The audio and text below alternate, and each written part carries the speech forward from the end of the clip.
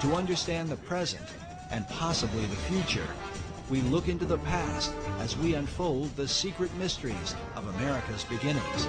Can America be the new Atlantis?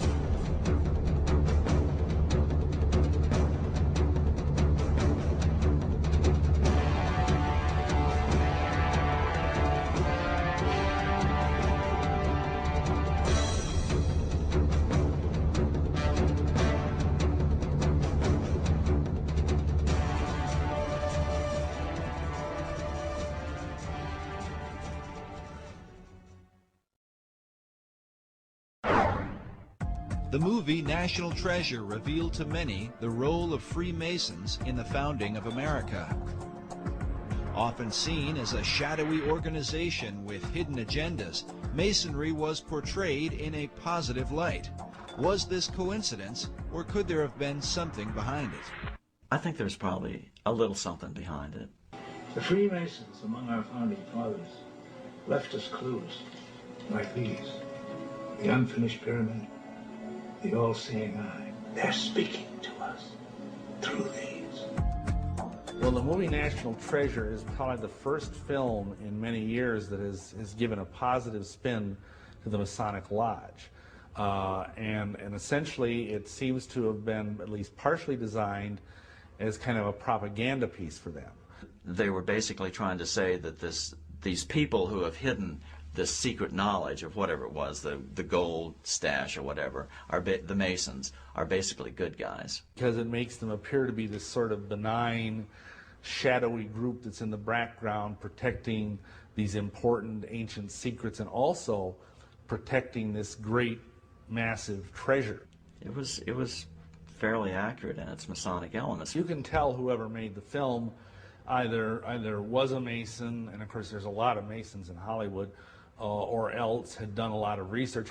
Screenwriter Jim Kauf, who developed the storyline for Disney Pictures, claims no Masonic connection, yet some researchers are not convinced. Masons were involved in the writing of that, it seems to me, because then they tried to turn it around and, say that that Freemasonry is a good thing, that it has these hidden secrets deep within it, and that someday will be revealed, and bring good things to America, etc. Yet did the filmmakers accurately portray the real secrets of Masonry? The thing I think that's unfortunate about the movie is, other than it kind of glamorizes the Masons, is that it makes it sound like the treasure of Masonry is monetary, that it's this enormous cachet of wealth and gold and jewels and urns and statues and whatever. And really that's not what the treasure of Masonry is. The treasure of Masonry is esoteric wisdom. It is what Masons believe. It is the secret of eternal life and immortality, and that's an entirely different thing. Conspiracy theorists have suggested that the film was intended to mislead, but the question remains, if Masons were involved in the making of the film, what would motivate them to tell a story about a society sworn to secrecy? I think Masons have been pretty desperate over the last couple decades. They've taken a lot of hits, due in at least part to my books, and their membership is declining fast. Men love secrets, and that's just a basic truism. And so if they advertise that through a popular movie, maybe it would generate a little more interest.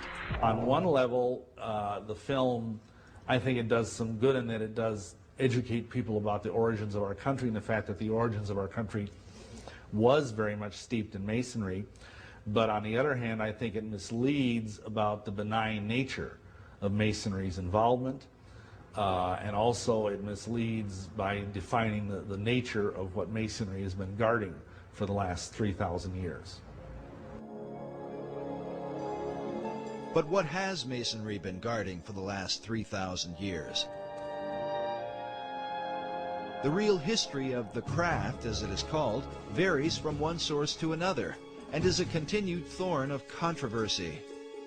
Masons claim biblical origins dating back to Tubal-Cain, the first craftsman, as well as Nimrod, who built the Tower of Babel and founded the ancient city of Babylon.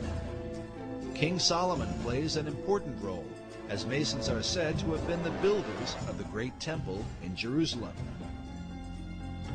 No less important is the influence of Gnosticism, sometimes called the mother of Masonry. According to Masonic historian Albert Mackey, Gnosticism is where Masonry gets the mysterious letter G, as seen here in the midst of the Masonic square and compass, a symbol that often adorns Masonic tombstones.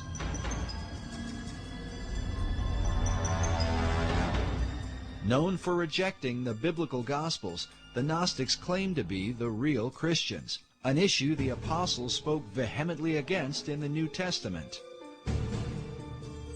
The Gnostic Gospels have been promoted by writers like Elaine Pagels and celebrities such as Jane Fonda. It was the Gnostic teachings that formed the heart of Dan Brown's blockbuster book, The Da Vinci Code. The Gnostics were known to express a humanistic view of Christ, a view they are said to have exploited for the purpose of justifying their debauchery of women.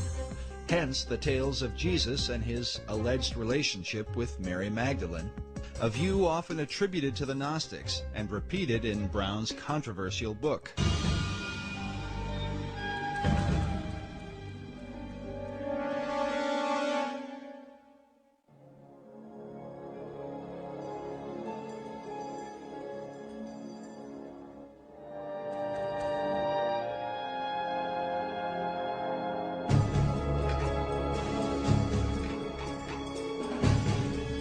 But Masonry's most popular debates, especially with films like National Treasure, and books such as The Da Vinci Code, Born in Blood, and Holy Blood, Holy Grail, seem to involve the mysterious Knights Templar, whose connection to Freemasonry is often seen at the Rosslyn Chapel in Scotland's capital city of Edinburgh. A place that not only reveals much about the Templars and Masonry, but within may be secrets to the founding of the New World. But whatever the connection or controversy, most Masons trace their craft back to the mysteries of ancient Egypt. Egypt is like pretty much the proximate fountainhead of all esoteric mystery teaching. After the example of the Egyptian craftsmen, the Masons carved their own imagery in the great structures of Europe. Secret signs and symbols were embedded into their work, the meaning of which was to be hidden from outsiders. These were the craft masons who actually built the temples.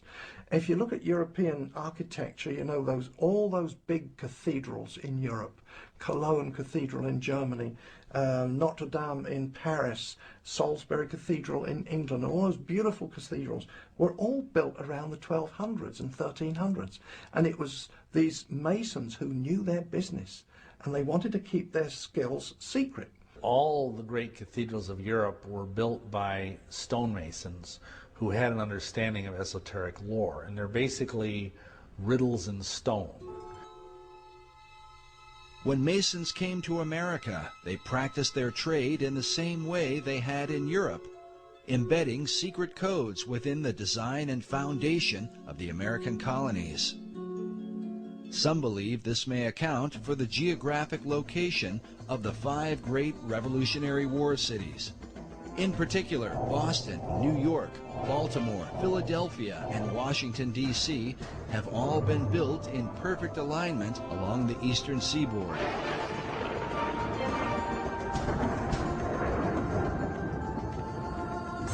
Researcher Jim Allison believes this alignment may be a part of something greater. Let me say this, I think it is very unlikely that the alignment is coincidental. According to Allison, the alignment of cities and ancient sites are part of a series of great circles that encompass the earth. These circles are supposedly like lines of power upon which significant sites are built. The simplest example, the most obvious example of a great circle